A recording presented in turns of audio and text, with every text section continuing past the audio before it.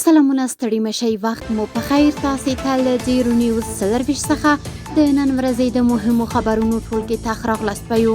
نن یکشنبه د 1404 هجري لمریز کال د لندۍ 14مه چې د 2025 زیږدیز کال د ډسمبر له 9 سره برابره ده.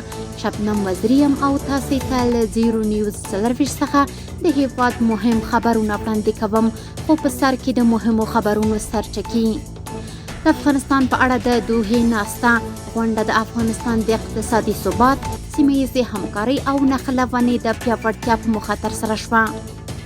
د ملګرو ملتونو د نشهیي توکو او جرمونو دفتر او افغان چارواکو ناسته.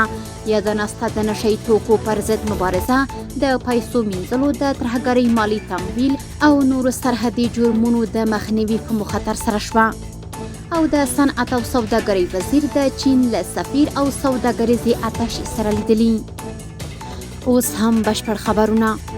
نن د دوحې ناسته د افغانستان د اقتصادي ثبات، سیمه‌ییزې همکارۍ او نښلونې د پیاوړتیا په موخه ترسره شوه. د قطر بهرنیو چارو وزارت په یوه خبرپاڼه کې ویلي چې د افغانستان لپاره د بهرنیو چارو د وزیر ځانګړي استازي فیصل بن عبدالله الحنصاب نن یکشنبه په دوحه کې د افغانستان د بیا رغونې په اړه یوه مهمه ناسته کې ګډون وکړ. یاده ناسته چې د افغانستان د بیا رغونې لپاره د سیمې له لارې نښلول تر سرلیک لاندې جوړه شوې وه، د 23م دوحه فورم په څنډه کې ترسره شوه.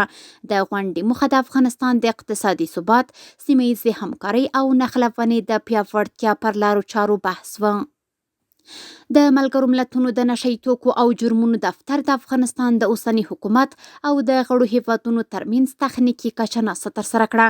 د ملګرو ملتونو د نشهیي توکو او جرمونو دفتر پر خپله ایکس پاڼه ویلي چې یا دفتر د افغانستان د اوسني حکومت او د غړو هیوادونو ترمنځ تخنیکي کچه ناسته ترسره کړه ترڅو د باور جوړونې پر اقداماتو بحث وشي.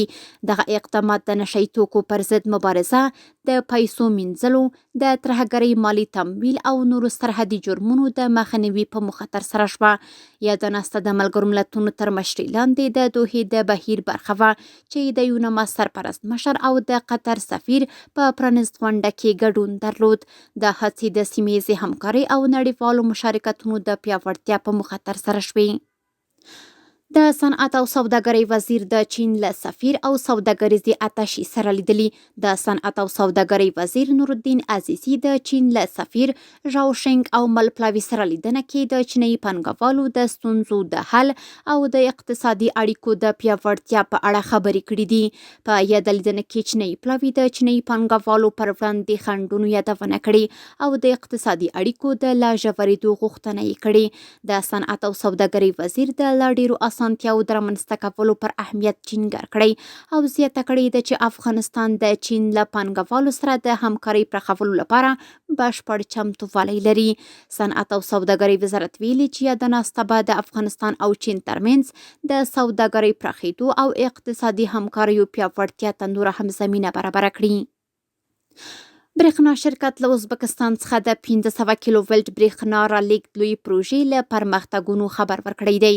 د افغانستان برېښنا شرکت ویلي چې د سرخان الوان دښتې 1500 کیلو ولټ برېښنا لیږدمزي غځونې پروژې چارو پرمختګ لړۍ په منظم ډول روانه ده چې تر دې دمه یې د ساحې ماین پاکولو چارې له 80 سلنې زیاتې بشپړې شوي دي. د غرض اړوند ساحو کې د جیوټینګ ازمایښتونه یا ټسټونه 25 سلنه بشپړ شوي او هغو پایو ساحو ته چې د سړکونو جوړول اړین دي د مهال چارې په چټکۍ پر مخ روانې دي.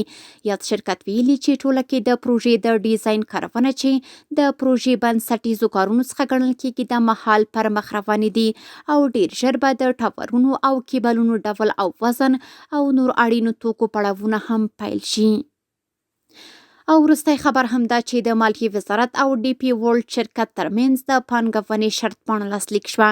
د ریاست الوزرا اقتصادي معاونیت د دفتر عمومي رئیس مفتي عبدالله اعظام په همدې مناسبت جوړو شویو مراسمو ته ویلي چې دغه شرط پاڼه به هغو تړونونو او بهرني پانګونې ته لار هواره کړي چې له مخې به یې د هیواد سوداګریز بندرونه عصري او په نوې ټکنالوژۍ سمبال شي. نوموړي زیاته کړې چې د یادې شرط پاڼې په رڼا کې به راتلونکي تړونونه د دې وړتیا اړتیا ولري چې په اړوندو بندرونو کې د سوداګریزو توکو د انتقال لپاره تاسیسات پراخ، عملیاتي او مدیریتي چارې به د پرمختللو تجهیزاتو پر مټ ترسره او ټول فعالیتونه به د نړیوالو معیارونو مطابق ترسره کیږي. د نوموړي په وینا د دې شرطمانې پر بنسټ په لومړي پړاو کې د افغانستان او ازبکستان ترمنځ د حیرتان بندر په دوهم پړاو کې به د افغانستان او پاکستان د فرضي کرښې پر سر د تورخم بندر په عصري وسایلو سمبال او زیربنایي چارې به د نړیوالو معیارونو سره سم عیاري شي. ورپسې به دا لړۍ د هیواد نورو لوژستیکي لیکو، اقتصادي زونونو او ملي پروژو ته پراختیا پیدا کړي. کورني خبرونه هم دومره وو. د بهرنیو او سپورتي خبرونو لپاره زموږ پاڼې وڅارئ په خواله رسنیو باندې فیسبوک، انسټاګرام، ایکس یا پخوانی ټویټر، یوټیوب او ټیک ټاک زموږ خبرونې خوښې او موږ تعقیب کړئ. ادرس یې 0 نیوز 24 تر سبانۍ خبرونې د الله په امان.